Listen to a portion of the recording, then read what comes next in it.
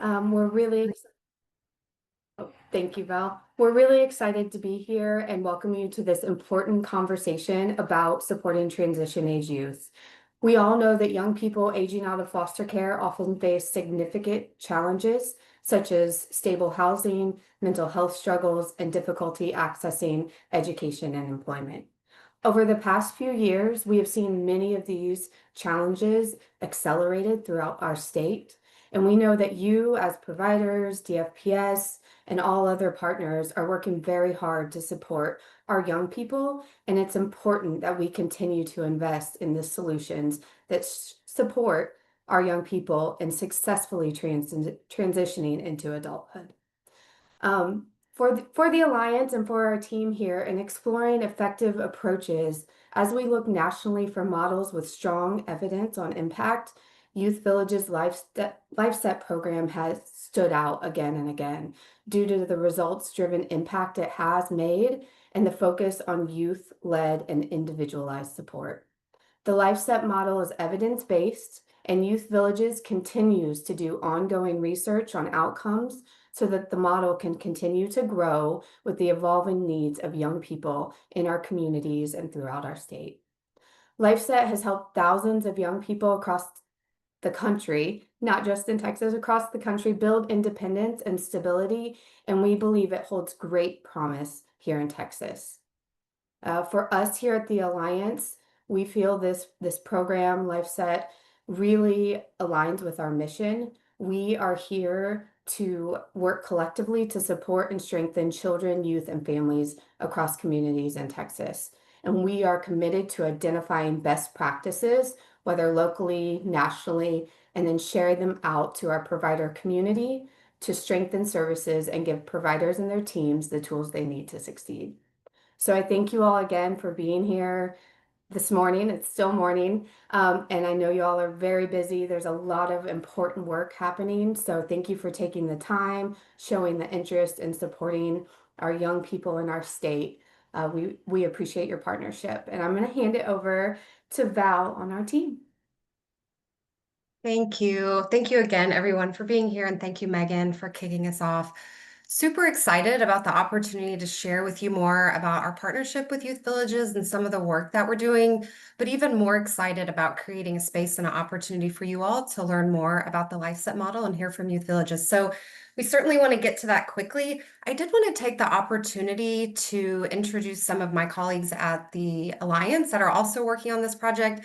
I think many of you have met them already, but I'm certain that many more of you will in the near future. So I just wanted to put their names out there as well. So we have Katie Bourgeois, who's our Vice President of Systems Advancement. Katie supports all the work that we do as our leader, but super grateful to have her support and guidance in this project specifically. We also have David Daniels, who is our Transition Age Youth Program Specialist, and David joined the team back in February specifically to help get this project launched and going. And then we have Chelsea Castro, who is our Senior Permanency Resource Specialist, and you'll actually have the opportunity to hear from Chelsea and hopefully see her on camera a bit later. So I did want to start with just going over the agenda so you'll know what to expect during our time together today. I'm going to start with just a little bit background information on the need in Texas. So we did want to share a little bit of information on some of our older youth in care and as well as some of those that are aging out of care. And just really quickly, I'm distracted. I want to make sure that you guys can see the presentation. Okay. Thumbs up. You guys can see the presentation still? Okay. Okay, good deal. Thank you for that. We're certainly not experts in Zoom webinar, so just full disclosure, we might need a little bit of grace today. So anyway, so I did want to touch on, again, just some information and background on some of those older youth and young adults in care, but also I wanted to share a little bit more specifics on the work that we're doing in partnership with Youth Villages, so you'll have an idea as to where we are headed. And then we are going to turn it over to Youth Villages to talk specifically about their LifeSet model. So that's where we're going to spend a bulk of our time today. That's really what this webinar is all about. And so we've allotted quite a bit of time for that. And then we'll pass it over to some of our colleagues at Presley Ridge. So they have a program in Pennsylvania where they have used LifeSet for quite some time now. And so we have a couple of their staff that have agreed to join us today and just share a bit about their experience using the model and some of the outcomes that they've seen. And then lastly, we have some time allocated for Q&A. The Q&A should be open now. I think you have the opportunity to ask questions, and there should be the option to ask anonymously if you would prefer that.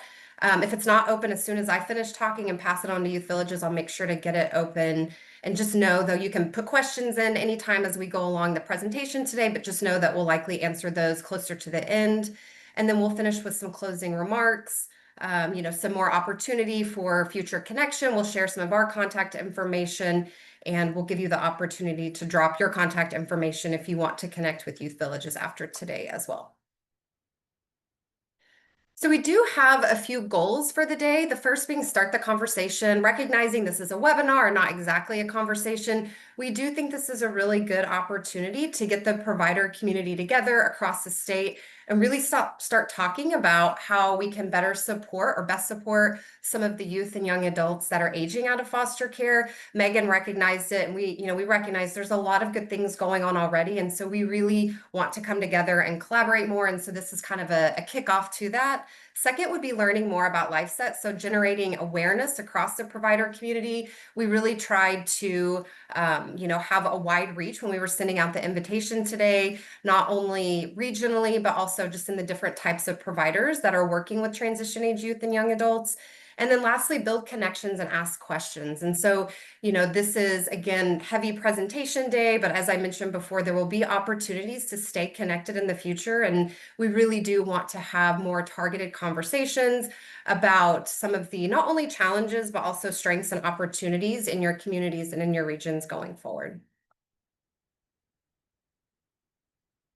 Okay, so starting with a couple of data points. So I just wanted to provide a bit of context on some of the older youth in care and what it might look like trying to meet their needs. And so last fiscal year, there were over 4,200 youth ages 14 to 17 that were in the state's conservatorship at some point in time. And those common removal reasons, aside from neglectful supervision, were refusal to accept parental responsibility, sexual abuse, and physical abuse. And so I think most of us on the call know what refusal to accept parental responsibility is, otherwise known as RAPR. But just in case you don't know, because it is pretty important for this population, it's when a caregiver refuses or is unable to let a child return home and fails to arrange care. And so, oftentimes we do see this as, a last resort for caregivers. This might be due to, lack of medical care, mental health care, medical services, things like that. And then lastly, while I know we are moving away from using, the standard levels of care, that is the data that we have right now. And so I just wanted to highlight that this population, 14 to 17, at any given time, about 25 to 30% of the population in care are in specialized or intense levels of care. So we have basic, moderate, and then 25 to 30% are in higher levels of care. And so then I also took a couple of graphics from a recent report that DFPS put out, or presentation rather, to the Senate Finance Committee. This was specifically on CWAP, so children without placements. And I think this is an important population to recognize and to think about when we're talking about meeting the needs of some of our older youth. And so I wanted to just talk through a couple of these graphics. So last fiscal year, there were 561 children that were without placement, and those are unique numbers. You can see on the graphic below that it has just over 1,100 events. So we know that many of these children that go without placement, this can happen to them multiple times. So that's the difference in the number of children versus the events. A couple other things to point out: about 75% of this population are 14 to 17 years old. And you can see that 39% have been in care for less than a year, and 42% came into care due to RAPR. And so again, kind of going back to, we have seen increases in RAPR in a lot of our regions across the state, and this has become a lot more prominent.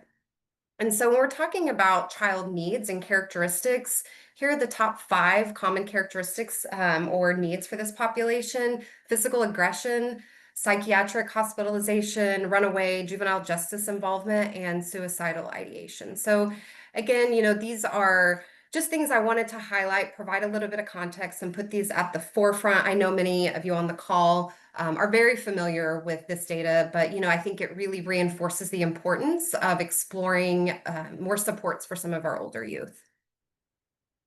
So looking at those who age out of foster care, there were 825 youth that aged out of foster care last year. So they turned 18 under the state's conservatorship without permanency. We have actually put in a data request to the state to better understand enrollment rates into extended foster care. But what we do know is that there are many that are not enrolling in extended foster care. And so while on the last slide, we talked about some of those older youth coming into care and maybe being in care for only a year or two before aging out. Something else is going on at the same time. We do still have youth that are in care for quite some time before aging out because we're actually seeing average time in care and number of placements increasing. So kind of two different trajectories there. So in 2024, those that aged out were in care for 53.9 months and had 9 placements on average. And we know that many of these young people experience, challenges. These just name a few, but experience high rates of unemployment, disrupted education, limited access to mental health care, justice involvement, lack of permanent connections, and housing instability or experience homelessness. And so I've really been digging around in both statewide data, local data, national data, just trying to get a handle on some of the more recent statistics on youth homelessness. And there's not a statewide database that, at least that I found. If you know of one, drop it in the chat, but that can tell us the foster care involvement and that trajectory to homelessness statewide. But I do think that there are some, whether it's city or county databases that are looking into this more. And so I just wanted to touch on a couple of, or on a national statistic and then a local statistic for Texas that I found just to give us an idea. So Annie Casey has some national data. 1 in 5 report experiencing homelessness between ages 17 and 19, and over 1 in 4, so 29%, report being homeless from 19 to 2021. This was data that they put out on a blog last year that I found, but I do believe the data from this is actually a few years older.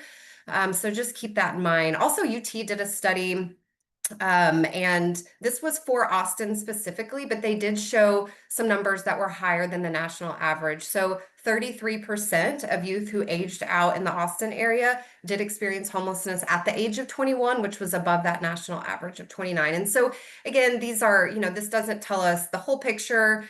Obviously, there's a lot of challenges, that can be addressed on the housing side, but I do think that this gives us an idea that these numbers are pretty staggering, and it really reinforces not only the need for more housing options, but also just stronger transitions before 18.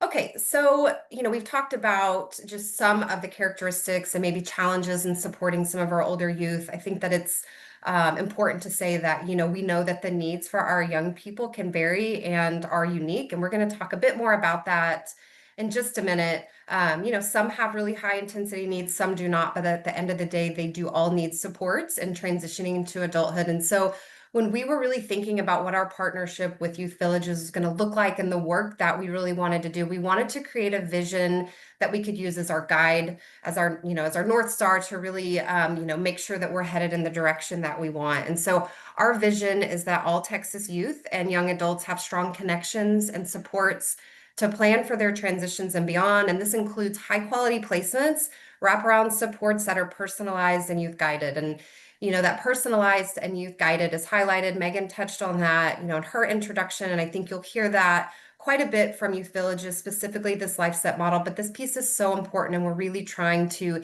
keep this at the forefront of the work that we're doing. So what are we doing to reach our vision? Here's some of the actions, or at least high level actions. So first of all, we are assessing benefits and barriers and opportunities associated with young people staying in extended foster care. And we plan to use this information to advocate for programs, pilot interventions, supports, policies, things like that, that promote good outcomes. So we're already talking about ways in which we will plan for our next legislative session. And I know many of you all amongst some on our team are still trying to digest the session that we're currently wrapping up, but we are starting to think ahead. A second piece is introducing LifeSet to the state. And so that's what we're kicking off today, providing the provider community with knowledge, training, interventions that we know many providers are looking for. And then lastly, making sure that we're creating youth-led and equitable solutions to pave the way for the future. for positive outcomes for youth in and also aging out of our state's care. Okay, so just a couple more slides to give you an idea of some of the work that we're doing and kind of how we're starting to execute those actions. So super important for us to be talking to young adults and frontline staff. So we have kicked off a series of convenings, conversations. We started in Houston just a couple of weeks ago, and we invited young adults who had aged out of foster care, 18 to 26, and frontline staff. So we intentionally are leaving leadership out of these conversations for now because we're really wanting to understand boots on the ground, what's happening. And so we had a really awesome event in Houston, and we have reached out to, I know many on this call, so expect to see us, in a community near you soon. We do plan to try to talk to as many staff and young adults as we can across the state to really understand not only statewide things that are going on, but what's unique about certain communities. We all know Texas is massive. And so not only is there not a one size fits all for our young people, that's true for our communities as well. And so anyway, I did want to highlight, although it's kind of preliminary, but just some of the things that have come out of our conversation so far and what we've heard from frontline staff. So first is just that there's this missing reality of age and development. And so a lot of these young people, when they are 18, are not ready for school or work, and they still need intense one-on-one attention and supports. And so, talking to staff that are working with these young people that are already 18 or older, that's something that we commonly heard.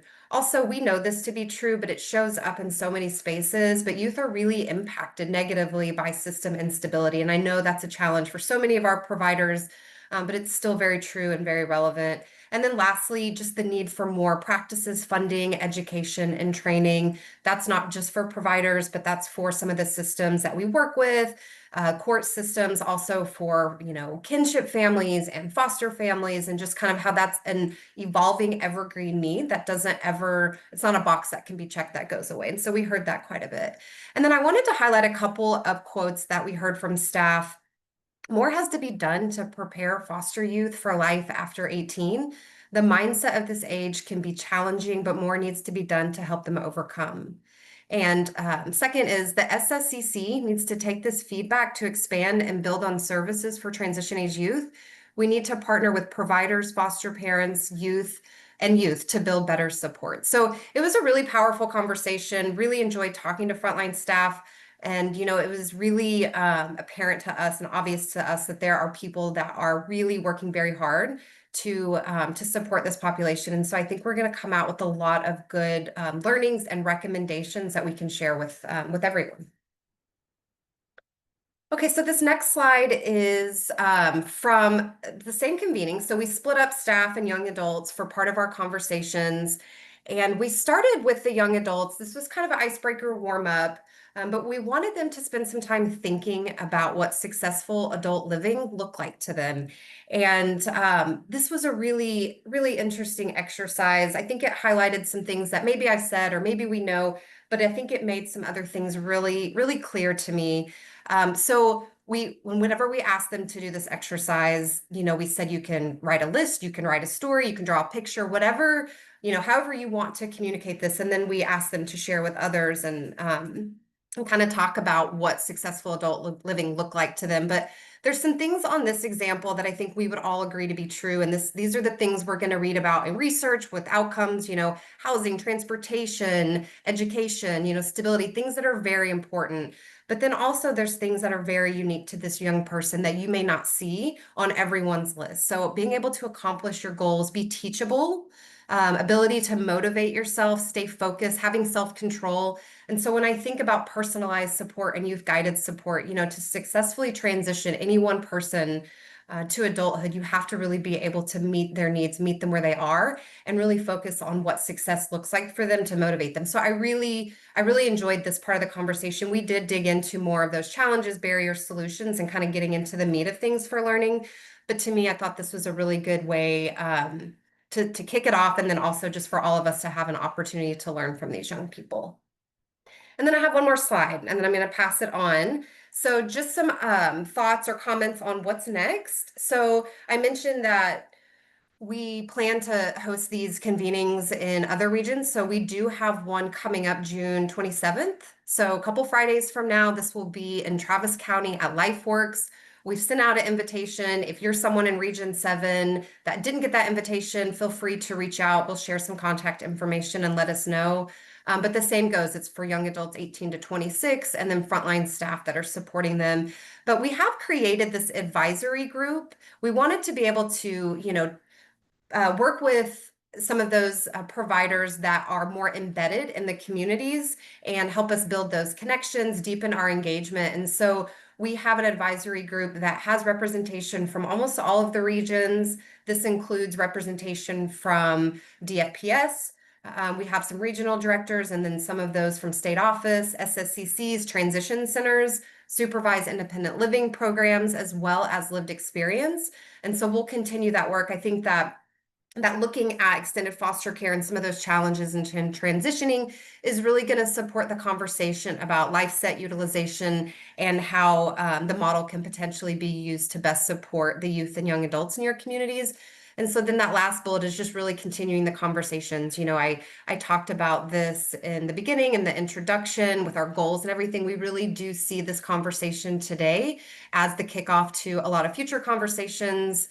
And yeah, so thank you very much. That's all I have. I'm going to pass it on to Youth Villages.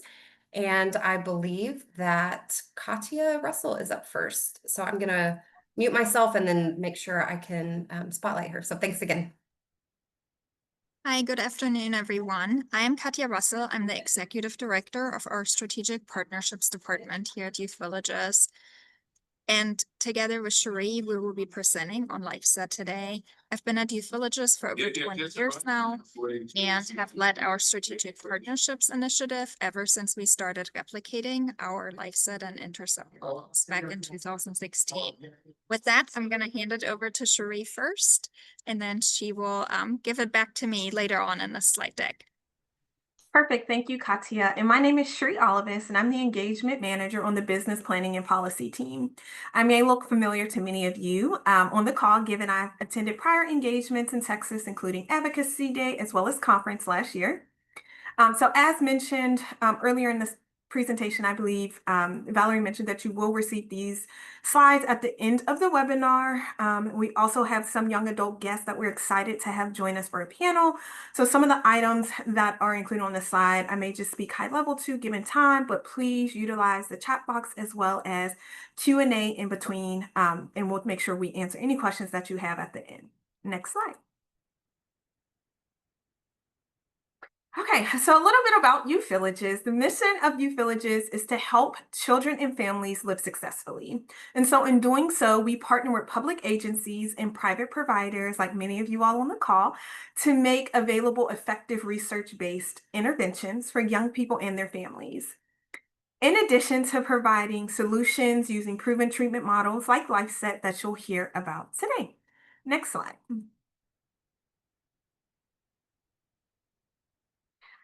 So this slide here highlights Youth Villages' national footprint. In many spaces, Youth Villages is known for our residential services that we provide to many children across the country. However, if you look at the pie chart to my right, you will see that amount of young people compared to our current census is a very small population. So if you're looking at the map, the red states, are where Youth Villages is providing one of our evidence-based program models. And then in the dark gray are the states where our state agencies or providers are implementing the model. And so through transition age youth services like LifeSet that we'll talk about today, as well as EFC, these program models together are serving a little over 3,800 young people today. Next slide. So what is LifeSet? LifeSet is a high-intensity, individualized, and evidence-based program model that pairs highly trained specialists with young people who are transitioning from foster care to really help them achieve and identify their goals. So LifeSet was created in 1999. However, since 2016, Youth Villages has been partnering with partnering organizations as well as state agencies to implement this model. And so together, we have served more than 31,000 young people in over 25 years using this model. Next slide. So some of the key program elements for LifeSet is the target population includes ages 17 to 22, many of which have experienced the child welfare system involvement after their 16th birthday. It does include individualized clinical interventions. And then when you think about a manager or a team, so who is providing the services? So a team is what we call what I'm going to describe, includes a manager as well as 4 to 5 specialists. And that specialist role is the individual position that is working with that young person. And each specialist has an average between 8 to 10 on a caseload. So that is very low caseloads compared to some typical, the typical position that works with this age range. So when you think of those 4 to 5 specialists reporting to one manager, and each of those specialists having on average about 8 to 10 on a caseload, the average team, once ramped up, can serve anywhere between 32 to 40 young people on that caseload. LifeSet is a youth-driven model, so that young person is in the driver's seat. And then when you think about time spent in the model or average program length, it's about 7 to 10 months. And that really just depends on referral issues, the goals of that young person, but on average is about 7 to 10 months. That specialist is in the community meeting with that young person face to face. That can be in between their work lunch break, on campus, wherever that young person needs to be met in the community. So meeting that young person where they are is really important in this model. And there is a component where a specialist is available 24 hours, 7 days a week on call. And so with partnering organizations, there are some flexibility around what that looks like. But as you can only imagine, emergencies do not happen with young people between 17 to 22 at 3 o'clock in the afternoon, right? It's normally in the evenings, or maybe a young person that stepped out to go to a party and now is in an unsafe situation and needs to implement their emergency plan. In addition to that, internally here at Youth Villages, we have a research department that has over 30 staff members that are collecting outcome data, and that's at 6 and 12 months post-discharge. You can go ahead and go to the next slide. So next, I'm going to invite 2 individuals that will join me for our youth panel, Louisa, who is a LifeSet ambassador, as well as Dylan, an LEC member. I will allow them to introduce themselves. I know behind the scenes, the staff is probably trying to pin them up. So I will wait, I guess, until I see their faces to know that they are here. And then Louisa and Dylan, whenever you accept to be a panelist, if you could just turn on your cameras, and then we can begin.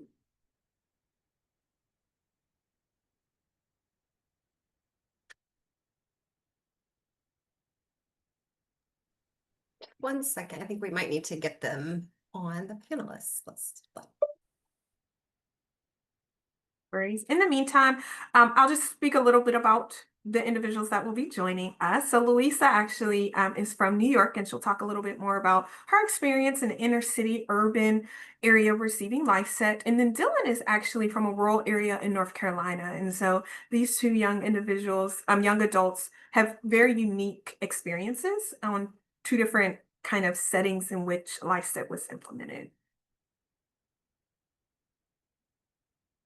And if you have questions for the young adults, I have a few that I have drafted, but if you want to either drop them in the chat or Q&A box, I'm happy to add them to my list. Can y'all see me okay? I can see Dylan.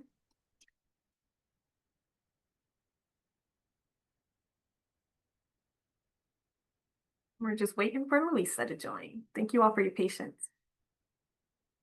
And Dylan, while we're waiting, do you want to go ahead and introduce yourself?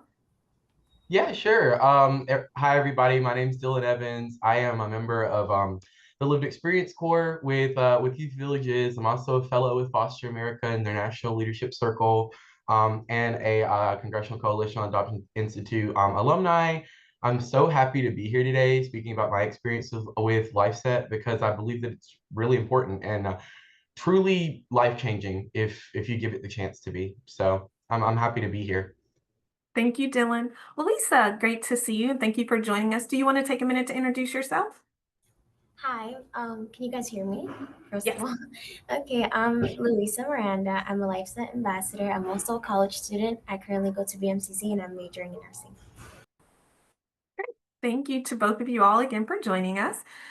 So the first question that I have, and Luisa, if you want to take this one first, and then Dylan, you can answer. Can you tell us a little bit about your experience in the LifeSet program? My experience in the program was transformative and very impactful in many ways because I had goals such as like personally for me, like with habits, like time management, or like being able to put like priorities, like what kind of things are actually like priorities and whatnot, to like actually working on like more independent stuff like getting my vital documents because you know if you want to be independent and if you want to move out you obviously need to have that and just like doing other things that are my personal goals, such as like, you know, getting my driver's license, going to driving classes. My coach helped me make those connections and also to like other internships and whatnot. And yeah, I was in the program for like more than a year, a little bit more than a year. And yeah, we just worked on goals. Thank you, Luisa. Dylan, what about you? Can you talk a little bit about your experience in the LifeSet program? Most definitely, it'd be my pleasure. I I get real emotional thinking about LifeSet because I lived at a group home in North Carolina and just ridiculous nowhere, North Carolina. And I remember the first time I met my first LifeSet specialist. Her name was Sarah. And this was the first person. I was a very, very angry individual back in the day. I did not have I think the world was whipping me left and right. I didn't know that I was allowed to feel worthy, that I was allowed to feel like I could have a goal, set it, and achieve it because I felt to at that point that I didn't deserve that, that I deserved to just age out and become homeless. And that was going to be my story. My story was the story that they tell you about foster care, right? That's what I thought my story was. And I remember all the case management from my social worker and the case managers at the group home, and nobody ever asked me what I wanted. They told me, they prescribed things to me. But Sarah was the first person to ask, all right, like I can see that you're angry. I can see that you're not feeling the best about your situation here. What is going to make you feel the best? What goals do you want to prescribe for yourself? What do you want to achieve in your life? And it was the first time that somebody had asked me that. And God, again, getting a little emotional, but the first time that somebody had actually sat down with me to ask me if I wanted anything out of my life. And of course I did, but I didn't know that I was allowed to. And she asked me, do you want to go to school? Do you want to pick up a trade? What is it? And of course I wanted to go to college. I really did. But with all the transitions happening, within high school and going to a group home, I took my ACT a week after I got placed in a group home. Like it was just ridiculous. Like the whole experience was just otherworldly. But having somebody actually reach down into my pit of despair and say, "Hey, there's a light. You just got to follow it." That moment for me was, like Louisa said, transformative. It was mind shifting, perspective shifting, because I was able to say, you know what? I'm more than the circumstance that what my life has been up to at this point. I'm more than the circumstances that have got me here, right? I have the power within me to make changes for my life, and this person is showing me that.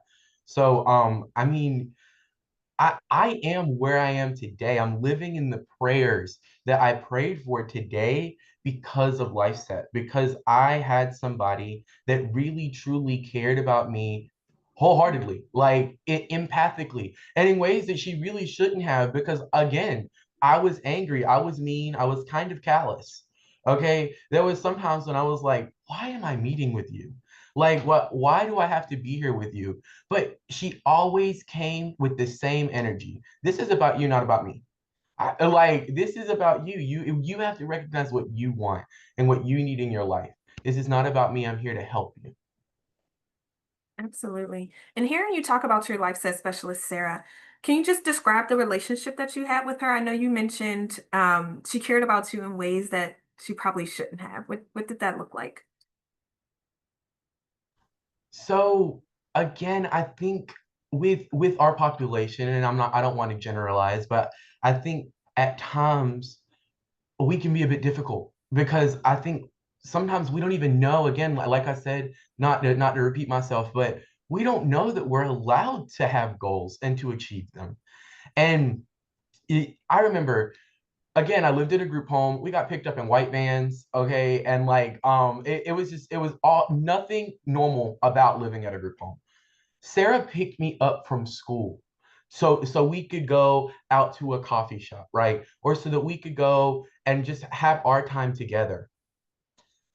That moment, just that simple moment of having a little bit of normalcy outside of the mundanity and sort of the just the ridiculous time it is to live in a group home, to live in a system. Like she took me out of that. She saw me before I saw me. And I will never ever be able to thank her enough for that because I'm so proud of what I've been able to achieve, but somebody just had to ask me. Somebody had to look into my soul and say, you are worth more than what you think you are. You're not garbage, you're not trash, you're not some system failure. You are worthy. And I think that when somebody does that for you, when somebody really looks into who you truly are instead of what the world tells you you are, that moment is transformative, like Louisa said. It really is. It allows you to look to your true self, not to the self that people have told you you are. You're not just a foster child. You're not just a throwaway. You're not just somebody that somebody doesn't want. You're actually somebody with goals. You're actually somebody who can achieve something if you put your mind to it. And that doesn't mean it's going to be easy. And she made sure that I knew that, right? I remember, like Louisa said, I had to get all my new documents, birth certificate, social security card, driver's license, all of it, right? I had nothing. I was basically just here, like no identification. Come on. But when like, and she was like, all right, well, you got to put in this social security stuff because that takes 2 months. And you got to go to the register of deeds and have some sort of identification so that you get a job. And like all of these things put together, you know what I mean? But one of the things that I'm very, very proud of her for doing is that she didn't do things for me. She gave me the toolkit to do those things myself. Because at the end of the day, there is going to be a time and place where I don't have a LifeSet specialist, right? And if you have somebody holding your hand throughout the whole part of it, then you're not actually growing. You're stunting that young person's growth, and she didn't stunt my growth. She gave me the tools to understand. All right, if you need a dentist, look at the Medicaid registry. Look at where you need to find a provider. If you need a therapist, look at where you need to find a therapist. Like she gave me my agency back when realistically the systems that I was in are trying to strip your autonomy away. She gave that back to me. And that type of power, when you give it back to a young person, it really does wonders. It really does, because then you're set up to actually be a functioning citizen in society, unlike what systems try to do to folks.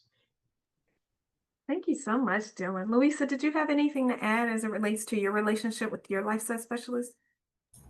Um, I know it's like, well, in New York, right? I feel like a lot more teens are like more independent, and I'm one of them where like I want to be independent, and like I've just always been independent. But with my lifestyle specialist, when we worked on goals, she saw like more potential in myself, where she pushed me more.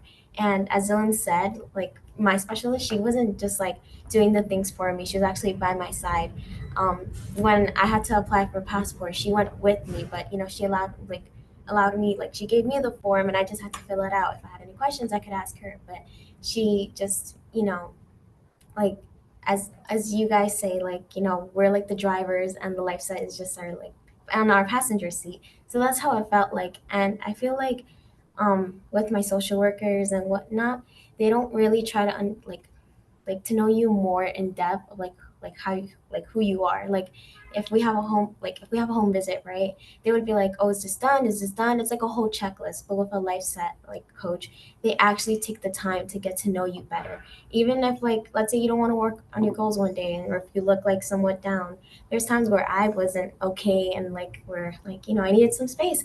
They like were actually there to even just talk, like, and I feel like that's the kind of attention that like is very important for me, because like that's how my coach was able to see my potential. She saw that, I was able to do more than just this. I could go to college. I can actually, be better with my financial literacy. Like she saw that in me that I didn't see, and I'm forever appreciated.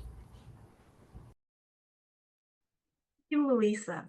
Okay, so I heard both of you all talk about the various tasks that your lifestyle specialist helped you with, whether that is with passport or getting IDs, finding dental assistance, etc. Overall, in what ways did LifeSet help you achieve your personal goals? So going into LifeSet, whatever that goal that you had set, how did LifeSet help and support that? Louisa, you want to go first? Yeah, sure. I'll go first. So the first goal that I had in mind, starting LifeSet, was getting into college, because um, it was kind of hard in high school because I was taking APs and whatnot, and I wasn't sure if I was even able to pass senior year and whatnot. And um, not only was I able to apply for college, I was also um, able to like look more into like the career that I have in mind, which is a pediatrician. So it's like she gave me like different options on like what roads I can take and whatnot. I know like for that, I also like work on goals such as like like time management, having a planner. That was the solution to that like goal, like basically having a planner and just and having a calendar to make sure that you're keeping up with your things and being on time with things, which has been very helpful because I've always struggled with time management and like forgetting things. I'm very forgetful, so it's like that has helped me. Um, and yeah, like that's the kind of goal I had. All right. I'm from rural North Carolina. And if there's one thing you know about living in a rural place, is that you need a car. And I needed one really bad. Okay. The group home took me to and from work, which I'm so grateful for, right? But I was tired of it, okay, because you got to get all these kids up to go take you to job, and then you get them all up again at 10 o'clock to come get you. It was a mess.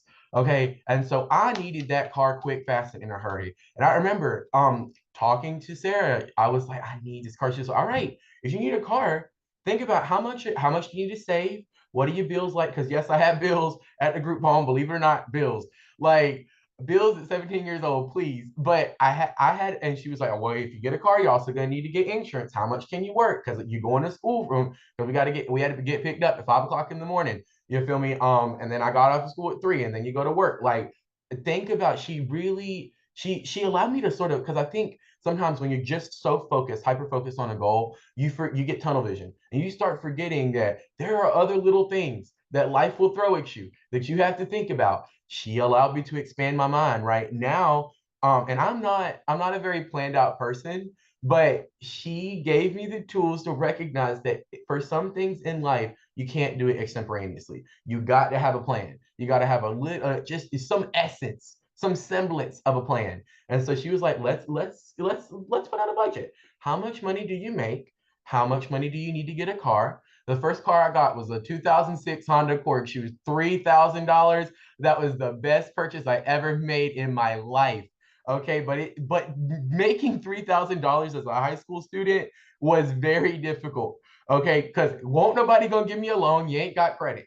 And so trying to figure that out, balancing all of that and trying to figure out, okay, what is the best way for me, not only to increase my financial literacy skills, but also really understand the goals that I'm taking.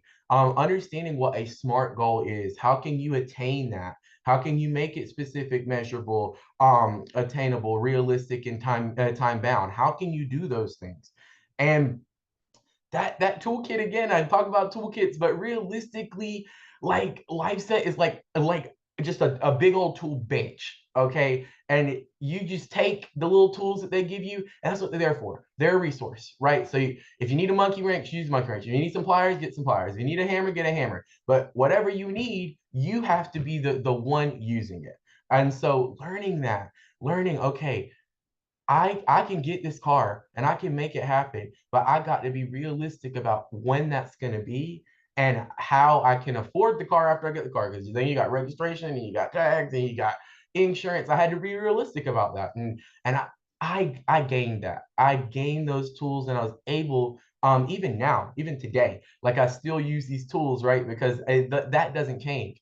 Now I'm able to think, all right, how much am I budgeting every month for this thing or that thing? Can I actually go out this Wednesday or not? Like all these things combined and put together really have made me just a better person, and have allowed me to really blossom into my personal goals. So yeah. Thank you for that, Dylan. I really enjoy that analogy of the tool bench. So that's really cool.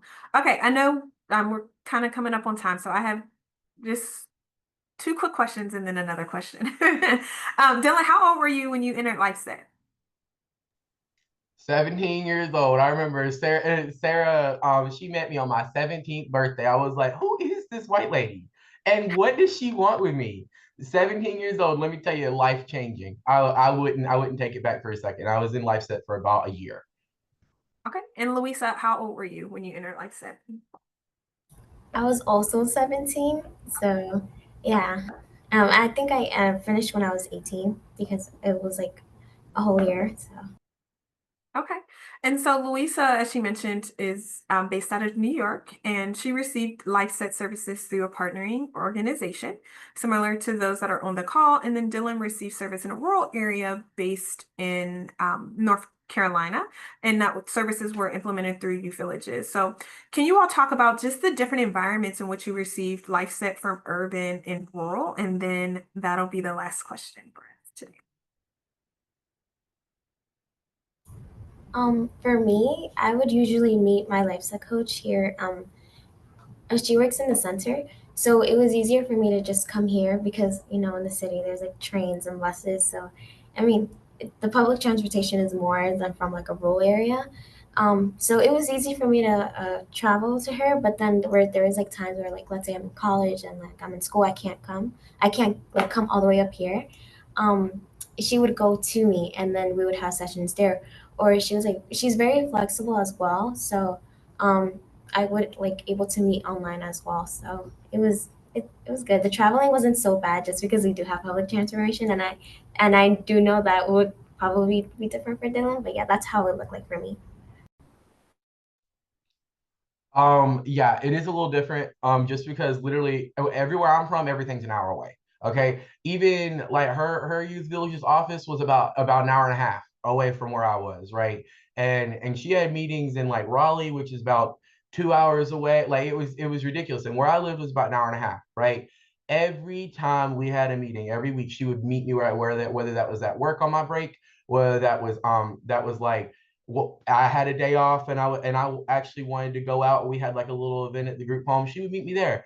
And those moments were very important for me, right? Because she would always meet me. I would never have to go out. Nobody ever had to take me anywhere because she had a car. But a company car, she would take me where I wanted to go. So say I actually had like, oh my God, I need to get something so bad. Like I remember one time I needed a poster for one of my projects for animal science or something. And like she took me to the store to go get my poster, and we had our little meeting outside the store, you know what I mean, for about 45 minutes to an hour. It's moments like that again that really do show that empathy. They show the care because nobody else without like a little signature here or there to get yourself signed out of the group home would do that, right? But because of the partnership that youth villages had with the agency and with the state, she was able to do that, and really did just make me feel like a normal human being. But I also get it's difficult because like you got to drive however so many hours everywhere. Again, she has like 8 to 10 people on her caseload, and she's got to drive an hour to meet every single one of them. You feel me? That's a lot. But she never you could not crack her. You could not see that at all. This woman, when she was with me, it was my time. her head wasn't off in space. She wasn't thinking about a checkbox. She was thinking about some list that she's trying to like write off. It was about me. It was about my goals, what goals I wanted. It was me centered. It was individualistic. And I think that that level of understanding, right, and that level of showing up for somebody when not a lot of people show up for them, it was very impactful. Well, thank you so much, Dylan and Louisa. For those that are tuning in, if we can give them some reactions in the chat and on the screen to show our appreciation for them being present today, from stepping away from their jobs in school to be here for today. And then if they're able to stick around, we'll bring them back up at the end if there's any additional questions. Again, thank you so much, Dylan and Louisa. And we'll go ahead and transition to the next one.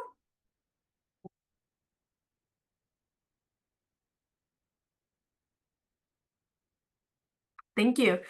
All right, so you've heard directly from young people themselves, but some differentiating attributes of LifeSet include that the model is youth driven. Dylan really hit home on that about like being the one in the driver's seat, and so did Louisa as it relates to their goals and what they wanted to achieve. It is strength based, so focusing on the positive things that are surrounding these young people and in their lives.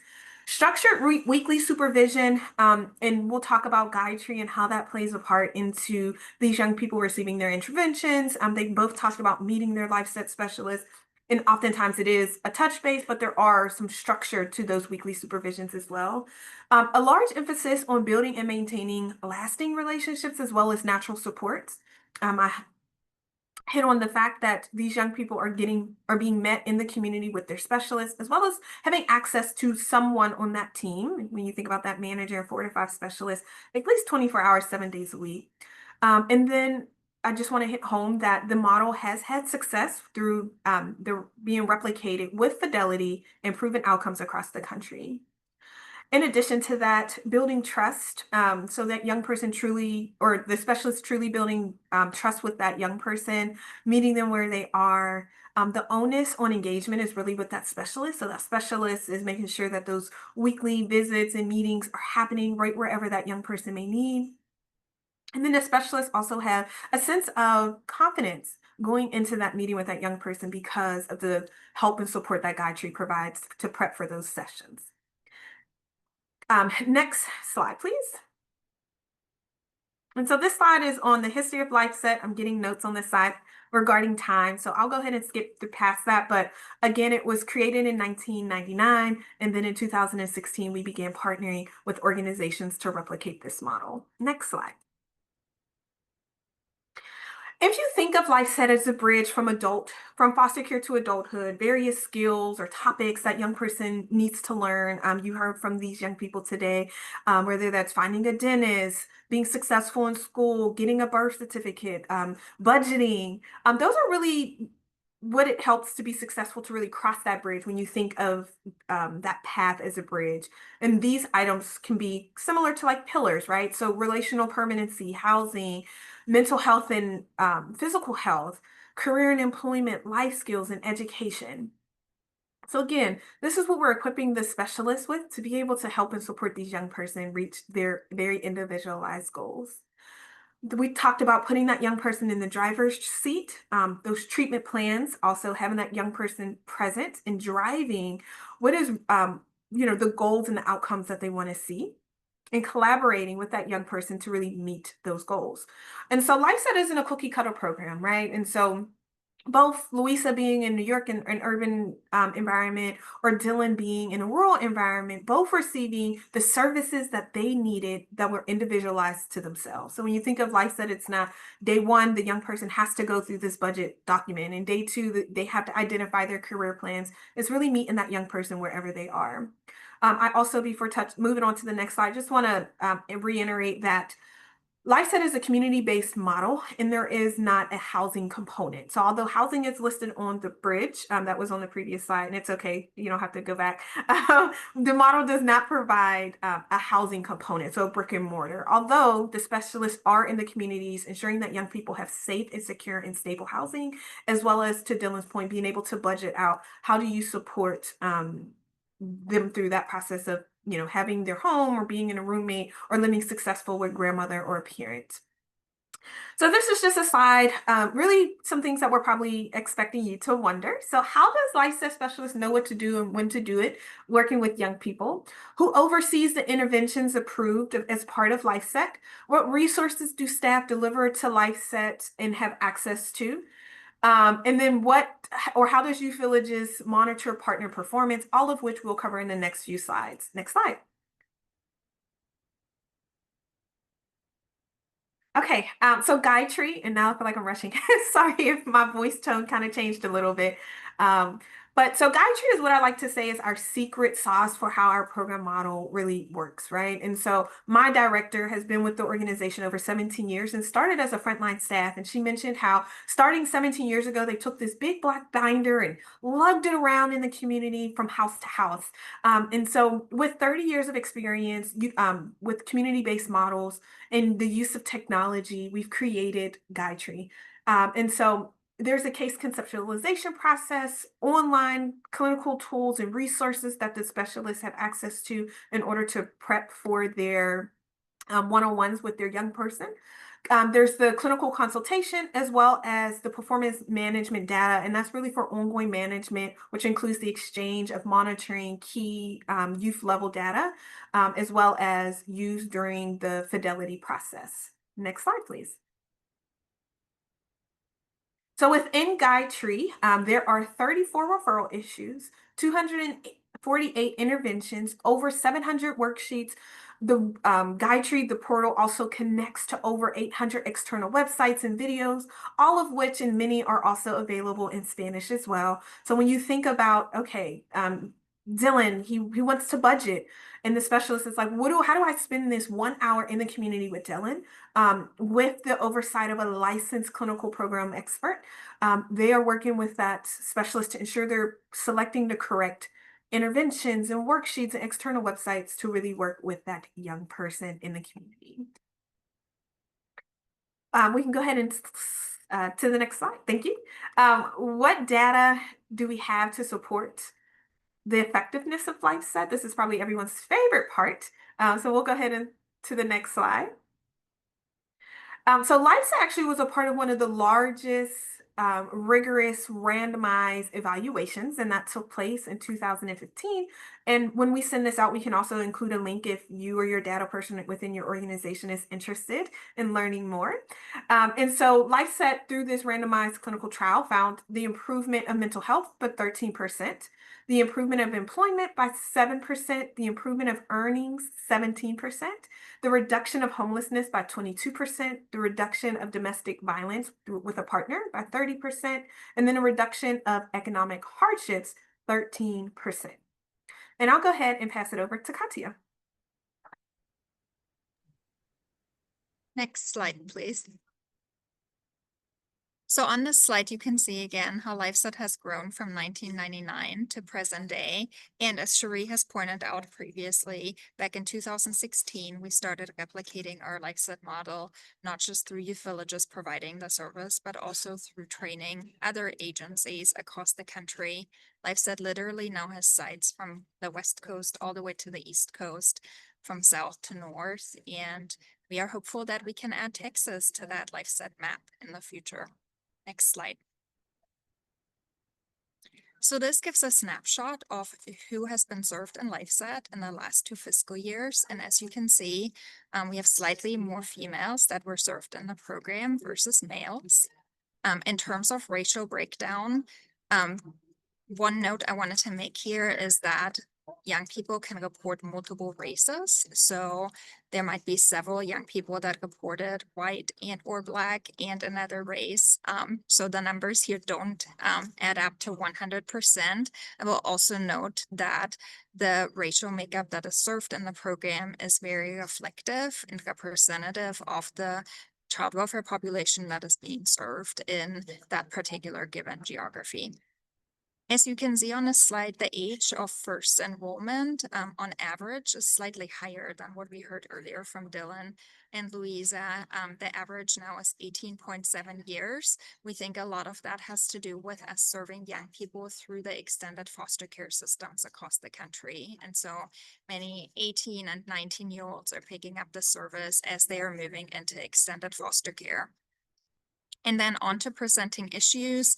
One note here is that many young people come in with multiple presenting issues. As you can see, life skills issues, educational issues, and health concerns are those primarily represented. And then our mental health concerns, behavioral issues, self-directed violence are the next.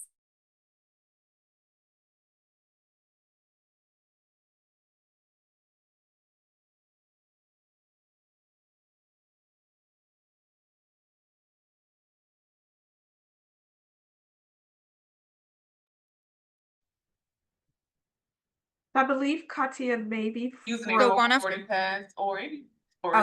the things I wanted to note on this slide is that we, as you heard earlier from Cherie, I'm gonna check with you. Am I still okay? Yes, you are good. Okay, sorry. As you heard earlier from Cherie, we collect outcomes at discharge, at 6 months, and at 12 months post-discharge from services. So this slide specifically shows satisfaction with services. And that was 93% when young adults exited the service, and then where young people were living when they exited the program. So we have 85% living at home or independently, and then 4% in foster care, and the rest in either group homes, couch serving, or correctional facilities. Moving on to the next slide. This shows our LifeSet outcomes at 1 year post-discharge, and you can see the percentage of youth and young adults that are living with family or independently increases to 89%. We would expect that several of the young people served in LifeSet will have exited foster care or group home situations at that point. We also see 87% either in school still or graduated, and then another 63% employed at least part-time. And we could have young adults both in school and employed at the same time, or graduated and employed. Next slide, please. So this gives a snapshot of how LifeSet can be integrated across multiple settings and either be added as an additional service to your transition age youth service array, or it could be incorporated into extended foster care case management or another older youth service that already exists. And again, on this slide highlighted are several of our jurisdictions across the country that have integrated LifeSet into their respective service arrays. Next slide, please. On this slide, you will see our framework and approach to working with partner organizations. And we're going to start on the next slide going through the details of how we approach working with local provider organizations. So we can move on. This is really just an overview over the next few slides. So when we first start working with a provider organization, there's a due diligence process that we utilize where we really want to vet not only for ourselves the capacity of that local provider to implement LifeSet successfully, but also for that organization to identify whether LifeSet is a good fit for that organization. Some of the key organizational characteristics that we've seen provide a successful implementation of LifeSet are listed on the slide, and I will just point out a couple of those. We see organizations with a service philosophy that's really aligned to our strength-based approach and intensive service delivery do exceptionally well. Also, an organization that has leadership really invested in wanting to implement LifeSet and continue to grow and sustain the model over time. Also, organizations that have experience already with serving young adults with complex needs and can manage referrals and collaborate with stakeholders in their local communities and have a host of community relationships tend to do really well. One of the other things that when it comes to our partner organizations and our partner relationships, we really look for organizations that are willing to collaborate and that are willing to continue to learn with us. We really think of partnership in the truest form of that word. It is a two-way street. It is a collaborative process from beginning to end. And we want to go along that journey with a local organization. There's certainly pieces where Youth Villages provides a lot of feedback and a lot of training and ongoing program improvement opportunities. And as much as we provide feedback, we also want to hear from our local partners how things are going on the ground and how else we can improve our approach. Make sure you Moving have on to the next slide. 2 things in your hand or on your bag or on your body. You got more than During our due 2 other things. diligence process, put my bag we have what all we back call a up. That's the pre-certification point. process. So this slide and the next slide just outlines what that process would look like. It generally starts with an initial request for pre-certification.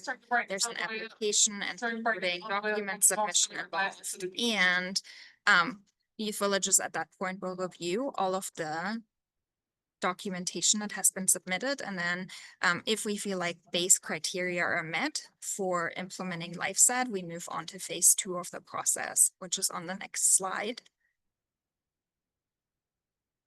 During phase 2 of this process, we would spend more in-depth time on a model overview and then in 2 due diligence calls, one with clinical staff and one with operational staff. And during those calls, an organization has opportunity to ask questions. We will have a host of questions, and that's really how we identify the capacity of an organization to implement. And then we make a final determination, and generally we'll issue a pre-certification letter that allows organizations to apply for funding in their respective jurisdictions. Zone 6.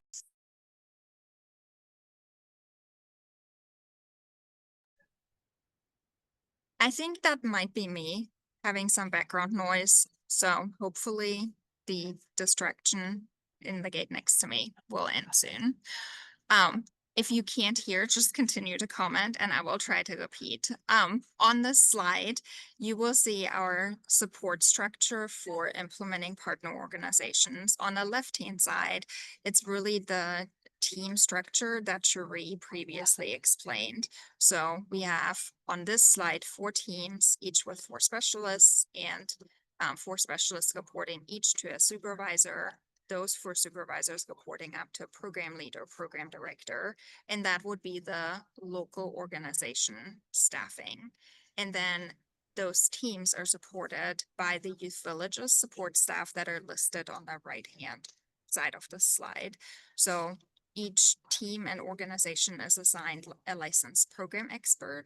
That is the person that will provide initial and ongoing training and also team meetings for weekly consultation, a red flag case review, and ongoing supervisor development. In addition, a program implementation specialist supports initial operational training and early implementation support during that ramp-up phase, and will get pulled back in when challenges arise. In addition, a regional network lead is assigned to the partner organizations to provide ongoing support with operational funding related or expansion related questions. And then we've got another couple of support positions that I won't go into detail about today. But as you can see, you are supported by a full team of Youth Villages staff that only work with our partner agencies and have been solely trained to help you be successful at implementing this model. Next slide. On this slide, you can see what an initial implementation timeline would look like, and this slide also identifies some key activities that occur during each of these initial and ongoing ramp-up phases of model implementation. So during the initial model onboarding and startup, we would be helping an organization with employee recruitment and selection, developing policies and procedures, working on documentation build out, building out marketing and referral resources, as well as developing together a strategy to really work with your local community to get the word out and raise awareness about LifeSet before we launch services in a new area. And then we move into the leadership and team training phase, and that phase generally lasts for about 3 weeks. Cherie, can you continue while myself on mute? Absolutely. Thank you, Katia. So the initial and ongoing implementation support on average takes about 4 to 6 months. And many of that is just due to scheduling. And so the first 8 weeks is really that modeling, that model onboarding and startup planning. So going over the LifeSet overview with employees, working with the organization for recruitment, job descriptions, data collection, marketing, referrals, etc. Those next 3 weeks is really that leadership and training. That training can also take place on site where the Youth Villages teams comes on site and cross trains that leadership team. And so that's that program director and supervisor training, going over clinical foundations, as well as Guytree, accessing Guytree, which just to go back, now that it's at top of mind, I did not mention that Guytree is also accessible on your phone. So if you think about specialists in the community, they're not lugging around, their laptops, although those things are helpful as well. But Guytree is also accessible on their phones. The next 4 to 6 weeks is really that program and launch time. So I'm starting those weekly consultations, working through implementation, the referral process, going along to ensure that data is being entered correctly. And then ongoing from there, when Katia showed the slide with the teams and then the Youth Villages staff on the right-hand side, that's really where that ongoing support comes in at. So continuing to have standing weekly meetings, working with that LPE, monthly KPI and data reviews, as well as joining our national network. So when you think of all the other providers that are implementing LifeSet, there is a network of providers that represent various communities and states across the country. And they have a monthly network call. Next slide, please. Lastly is the impact on organizations. So overall, you're probably thinking this is a lot, right, to take on. But organizations now have experience implementing a rigorous and evidence-based transition age youth program model, and there are shared learning. So again, thinking about that network call and being able to share resources from, how's it working in Chicago? How's it working in Louisiana? And being able to implement some of those learnings, hopefully here in Texas soon. Gathering some best practices from staff, supervision, professional development, access to the research-based interventions and resources backed by current science in the field. I did not mention when I talked about Guytree that our research team is actively looking for what science is saying works best with this population and updating Guytree accordingly. In addition to that, we also, Dylan mentioned being a part of our LEC, which are Lived Experience Core. Many of our interventions and resources that we also upload in our Guytree also go through a review of a panel of young adults or a core of young adults which are within our LEC that have had experience with LifeSet. So these implementation interventions also have young people's voices embedded in them. And just to give a quick story, I know we're kind of at time. We recently uploaded some interventions in Guytree as it relates to just dating, and we took that to our young adults in the LEC. And they were able to provide input like, no, I don't think I would feel comfortable if my LifeSet specialist talked to me about this, or this is how I really want you to talk to me when it comes to dating. And so again, just another way that we continue to embed young people in the things that we do here within Youth Villages. Next slide, please.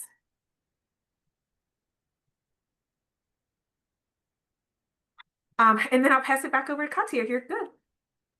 Yes, that should be good for this last slide. If it gets too bad, just start commenting in the chat and I'll hand it back over to Cherie. So on this slide, we've tried to just highlight the differences that we see between LifeSet and implementing LifeSet and other models. As you heard earlier, engagement is really critical to the success of LifeSet. And I think that's both at the program level and also at the level of partnering with other organizations. We want to engage with local providers and really learn from your experience on the ground, providing transition H2 services, and then help you leverage those insights and strengths in implementing an evidence-based model. So then moving on to LifeSet being a codified program model, there's a strong emphasis on fidelity. So young people are getting a rigorous model that has proven outcomes, and you are learning how to implement that same rigor within your agency. And over time, you can actually have your staff be trained in becoming licensed program experts and now holding that fidelity and of expertise in your own agency. We also have already talked a lot about best practices that is included in Guidetree. We think the same way about our training approach and our professional development approach for staff that is incorporated in the model. We want to do that from a best practice adult learning standpoint. So we try to supplement in-person training with online modules that staff can access either in Guidetree or through our virtual training platforms. Our expert guidance and resources, again, are connected back to Guidetree. And as I said earlier, you have a LifeSet licensed program expert assigned to your agency to work specifically with you. The program is incredibly action-oriented, both with participants and also the way that we provide in the field supervision and field-based learning to staff and supervisors that are implementing the model. And we hope that that has a lasting impact. Again, replicating across the country, we are seeing consistent outcomes of LifeSet through our direct service side, as well as our implementing providers. And with that, I'm going to pass it over to Chelsea and our partners in Philadelphia to talk a little about, or in Pennsylvania, to talk a little bit about their experience. Thank you. I'm just gonna pin Ryan and let me pin you really quick. The There you spotlight, go. Chelsea, I think I got it. Okay, perfect.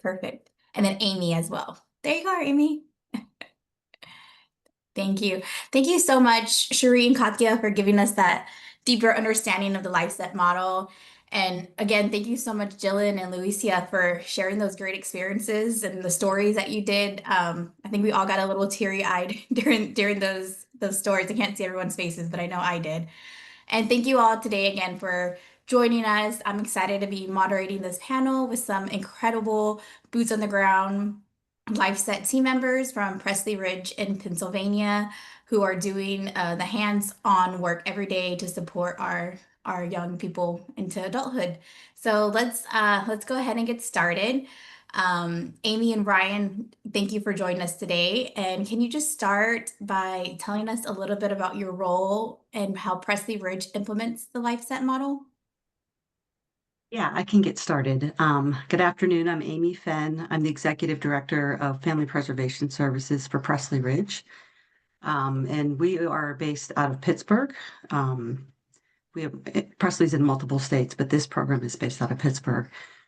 So right now, I'm slightly removed from the program in a new role, but when we implemented, I was the Senior Director over Community-Based Services. So I was supervising the director of the program. So very involved in all of the beginning activities and onboarding staff and all those things, as well as meeting with the LifeSet staff and the county. So I'll talk a little bit about how we implement. Pennsylvania is a county-driven state, so our counties each sort of operate as their own kingdom. So in Pittsburgh, we are in Allegheny County, and Presley Ridge is a standalone provider contracted with the Department of Human Services. So our funding comes from the child welfare system, and Allegheny County identified our target population as youth that are involved with independent living. So youth that qualify for federal funding under independent living, meaning that at some point in their childhood they were in foster care or are still in foster care. Thank you. Ryan, want to share? Yeah, so I'm Ryan. I have been working with Presley Ridge for almost 6 years, and I've been a LifeSet specialist throughout that time. In terms of how the LifeSet specialists are actually implementing it, it's a lot of what we've already heard. We work in the community, so we're visiting people at home often, on their lunch break, sometimes at schools, in the library, really wherever the client is most comfortable and has the availability. Thank you. How long have you been, well, Ryan, you've said 6 years already. But can you tell me a little bit about like the population that you serve? I know we've heard from Dylan that he got enrolled at 17 and Louisa, but can you tell me just a little bit about the population that you serve? Sure, yeah. So we stick to the 17 to 22 years old. I would say that primarily I'm working with folks who are around like 20 or yeah, like I would say like between like 19 and 20 is probably the most common age that I find. Um, Oftentimes, the person is in some kind of independent living placement. It's hard to generalize because we see really people in many, many different kinds of situations, but oftentimes they're no longer in group homes or foster care. They're in some kind of other like intermediate, like not quite fully living independently, but not quite something as dependent as foster care. Um, but yeah, like I said, that we can see them in. They might be with like they're back with their biological family after they've aged out of foster care. Sometimes they still are in foster care, and a lot of the times we're helping to coordinate what their next housing situation is going to look like. Thank you. And what kind of changes or outcomes have you seen in the lives out of the 6 years you've been doing this? What kind of changes have you seen in the lives of young adults you work with through the LifeSet model? Yeah, I loved hearing Dylan and Louisa speak about their experiences. I think that they illustrated some things that are really um, typical about what the model is intended to do. Um, by that, I'm referring to so like Louisa, for example, was speaking about vital documents. That's a very concrete uh, goal that we will work on. Dylan, when he began talking about how he benefited from LifeSet, was talking about more soft skills, things about developing better self-awareness, emotional regulation, those kinds of things that will help him uh, interact with folks more smoothly throughout his life. Uh, I love that LifeSet. As specialists, we have to be wearing all these different hats. We're like switching between those kinds of hard skills, the concrete stuff, as well as the more soft skills. Uh, when it comes to specific people that I've worked with, I'm thinking about two people on my caseload right now, and I think I want to pull from them just because it's easiest for me to um, remember the details, I suppose. One of them, he came in. He was a very motivated young adult, like the two young adults that we heard speak earlier. He just didn't know really exactly how to get the skills that he needed, or how to accomplish the goals, even though he knew that he wasn't satisfied with the situation and wanted to change. So in that kind of situation, it's really about linking them with the tools that they don't otherwise know, that they haven't really had a parent or someone like that in their life to sit down and teach them. Things like, how do you open a bank account? I've never done that before. I don't know anybody in my life who has a bank account. How can I possibly do this? Um, he's in a situation now. He just moved out of his foster home. He's living independently, paying for his apartment on his own.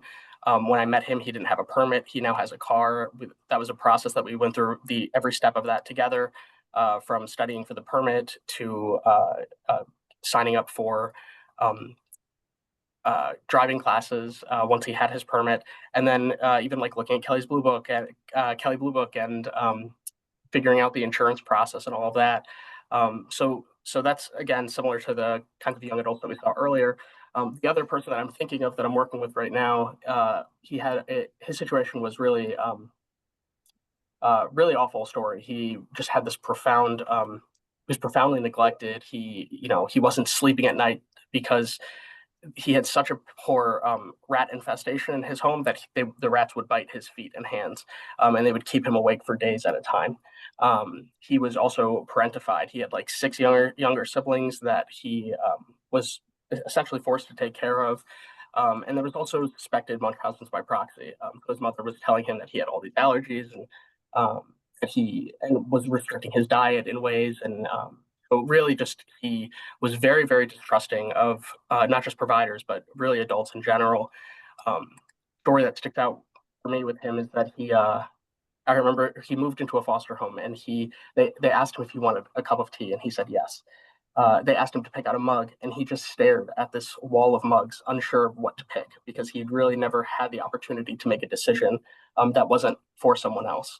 Um, so they had to give him a mug, and then he had a designated mug that would be the mug that he would always use every time he was going to have a cup of tea.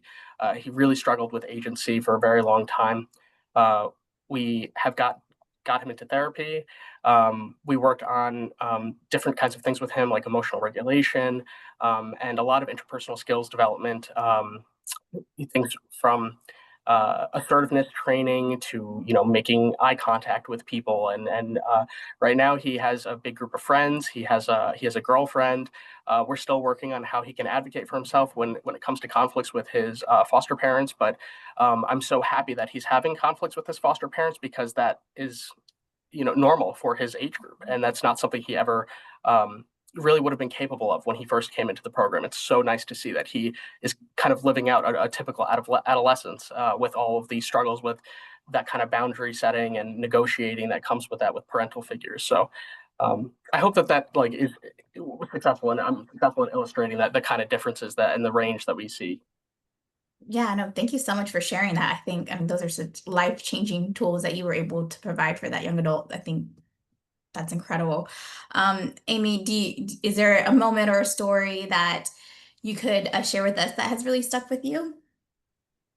I can't speak to the client stories like Ryan can. I'm a little bit removed, but I'll say that I was impacted when I went to the LifeSet convening. That's like a conference with all the providers, and that was the first time I went to it, and I got to see clients being served by partner providers across the country and meeting with other people. And it's kind of like a big rally as well. It's a real positive experience. But I was really impacted by the young adults talking about their changes and their, what they accomplished with the program. So I think that was probably a highlight for me with LifeSet. Thank you for sharing that. And through your experience, Ryan, what would you say you have learned about what it takes to make the life set successful for young adults? Or like, what are some key ingredients that really you feel can make this model work with your young adults that you serve? Yeah, so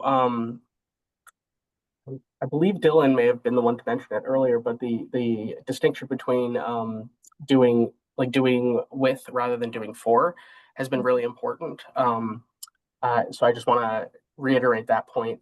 I also think compared to other providers that I've seen, uh, the collaborative goal setting that we do, allowing the young adult to lead, especially some services carry over from before the youth is 18, and they continue to treat the young adult like they're a child still.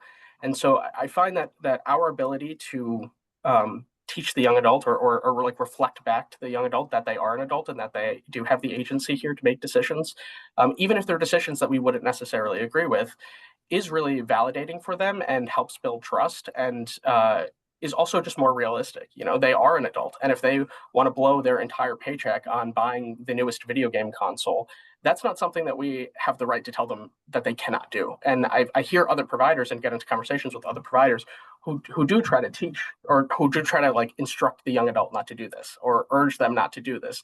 And I think that the LifeSet model encourages us to approach that more as a conversation, allow the young adult to make choices. Let's reflect on how those choices panned out, and it dignifies them in that way. And I think that that's really valuable. So collaborative goal setting is huge here. I think also the fact that we don't have high caseloads allows us to really develop strong connections with the youth. Sometimes providers will see them once every 3 months. We see them every week. So in what they see, what the experience they have over the course of a year might be what we have in a month.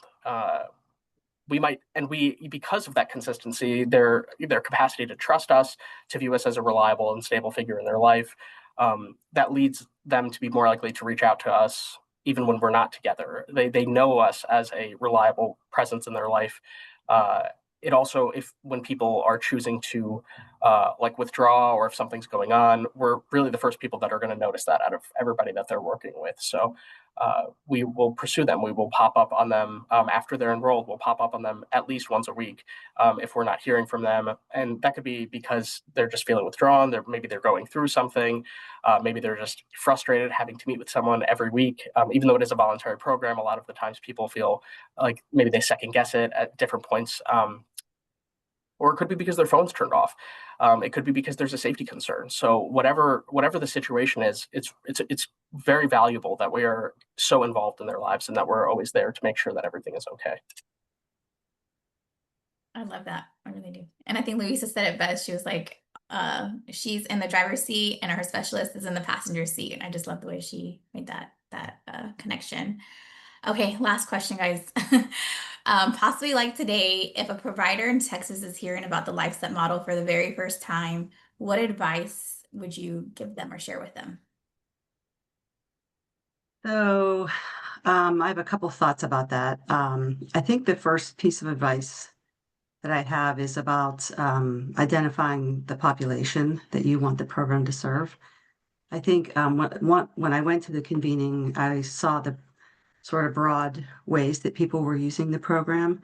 And I think our county was very specific about how they wanted to use the LifeSet model, partly because we are service rich in Allegheny County, so we have lots and lots of services for different populations. But they identified youth that were involved with independent living. At the beginning, they identified youth that we couldn't find, youth that had not been in contact with their caseworker for a period of time.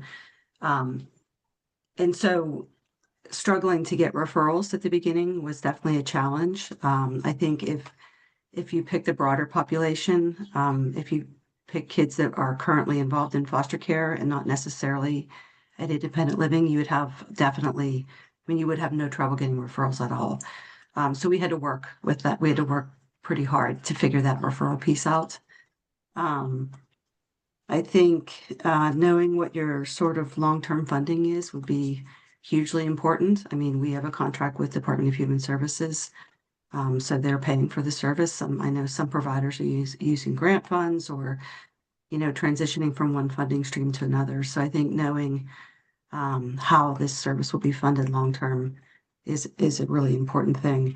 And then I think something that's been touched on a little bit today, but not specifically, is finding the right supervisor. I mean, finding the right staff too, but definitely finding the right supervisor. LifeSet is not a therapy model, but it's very clinical and it's a complex population. So you're receiving lots of clinical support from the LifeSet staff, but the supervisor has to be ready and excited to receive that support. So not so clinically independent that they don't want it, but they also have to be clinical enough to manage the day-to-day things that happen with our clients. So finding that right person to be involved in this system was really important for us. Yeah, those were the things I was thinking about. Well, thank you guys so much for sharing your time and just these incredible insights that you have. It's clear that the LifeSet model isn't just a service. It's more about building relationships and really helping these young adults with their future. So a huge thank you for joining us today for our panelists. And now I will be passing it over to our very own KDB for Q&A to open up. Chelsea and Amy and Ryan, thank you so much for sharing your experiences and wisdom with the group. It was great to hear from you guys, as well as our friends at Youth Villages. I'm going to invite, yes, our Youth Villages team to come back on camera if you can, as we open it up for any questions that people who have been listening might have.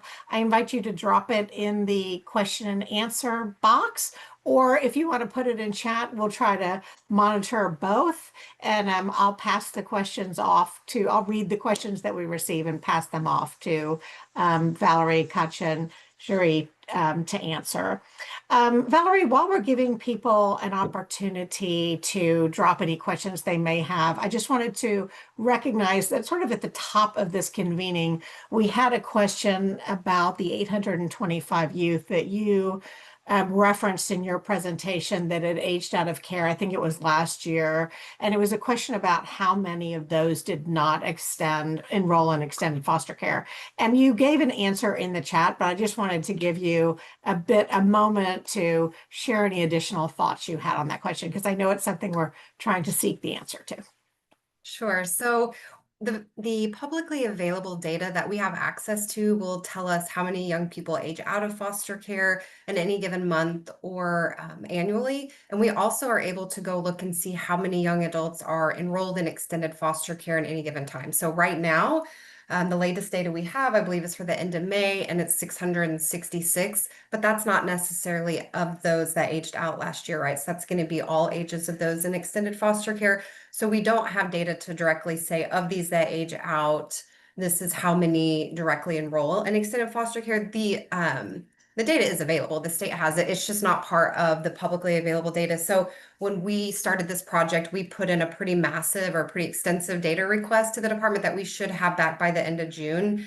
And so we'll look into those rates and we'll be able to see the actual number of enrollments of those that are aging out by year. So if that is something you're interested in looking into, not necessarily rates, in the publicly available data book, you can see how many age out in any given year. And then you can go to the monthly data, and I'll share my contact here in a bit. If you don't know where that data is at, I can point you to that. But you do have access to monthly data to look at those numbers for enrollment.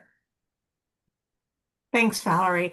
And another just general question we've gotten that I can answer even because it's an easy one is, will we be sharing the PowerPoint presentation? And the answer to that is yes. We will send that out to everybody who has been here. And Valerie, if I'm remembering correctly, we're recording this and the recording will be made available too. So if you want to go back and listen to something while you're looking at the PowerPoint or just watch the PowerPoint online, that opportunity will be there. And we'll send out a link for where that's going to be. I did receive, I have other question and answer. So here's a question we have. What is the cap on the length of time someone can be in the LifeSet program? I can take that question. So the goal of LifeSet is to help transition young people over into adulthood. Depending on the funder, I know in some specific regions you could be enrolled in LifeSet, again at a later date, as long as you're within those time spans. So those are things that we can probably chat through as it relates to who's the funder. But on average, about a year. So when you're thinking about who LifeSet serves, when that young person receives LifeSet, you really want to make sure it's targeted to when that young person is willing and able to start working on some of those goals that they have to transition successfully out of foster care. And Katya, feel free to add if you have anything. Okay. Great, thank you. The second question we have is, does the LifeSet model translate to a program that is currently providing housing, or is it best utilized as a separate service? So I'll take that question. In a lot of our sites, LifeSet is a separate service. However, we do have 2 jurisdictions that are utilizing LifeSet alongside a Housing First program. One of those sites is our Arlington team in Washington State. They are actually providing a housing program for youth that are getting FYI vouchers, and they are using the LifeSet model as their case management component to that housing program. in Illinois, we are working with our transitional housing and supervised independent living providers that are required to have a housing component as part of their service. And they are utilizing LifeSet as their case management approach within those two programs. So great question, and definitely one of the ways that LifeSet can be integrated into existing services. Great, thank you. Valerie, next one's for you, and it's just about the advisory committee. There's a person who's interested in it and wanting to know more information about, are there opportunities to be involved? Sure. So I'm actually typing my email in the chat right now. I was going to do this at the end, but I'll go ahead and do that. I think there's certainly an opportunity. Something that we had talked about is making sure that we're connecting with all the providers in the regions, and so even building, more local committees. And so reach out, send me an email, and we can find a time to meet and chat about it. I can share more information about the role of that committee and how we can connect to you and maybe some other providers in the communities that you're working in.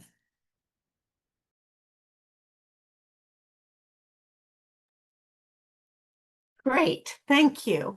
I did receive a question on the side from somebody in a private chat, so I'm going to put it to you all.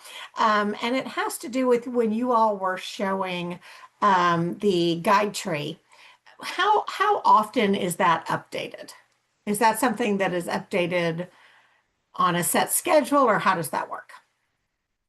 I will say regularly, our data and research team, that's their jobs to continue to check the most up-to-date research that aligns with the population in which it's being served. I will say a lot of our external websites, we're also partnering with national organizations like Foster Club that put out resources for young adults. And as those are updated, we do get their permission to link their websites and some of their resources as well into the guide tree. Also, in addition to that, as our frontline staffs, our specialists and or leaders, if they're finding new resources, you can also submit a help desk ticket to have that added into Guidetree. So if you think of during COVID, there were many websites that came out around finding resources in your community, whether that's housing or food for different instabilities. Those websites were then added as well. So I would say often, all the time. Thanks. And I will just put in a little plug. I know the Youth Villages team was kind enough to come give a bit of a presentation to our team at the center. And the team that was listening was so excited about the LifeSet model, and then within LifeSet, the resources that were available through Guidetree. So it's just such an added value that's brought. So thank you. Okay, well, that is the extent of the questions that I've seen. We'll have a moment. We have a few more minutes if anybody has another question that they want to pop in, either to the question and answer or to the chat. But Valerie, I'll turn it over to you and Megan in the interim here to go ahead and give us any next steps that you want to share and kind of close us out. Okay, great. So really all I wanted to say was just thank you again to all the providers that were able to join. Also, thank you to all of our presenters and panelists. We've said this a couple times, and I've gotten some messages from those that want to stay connected with Youth Villages.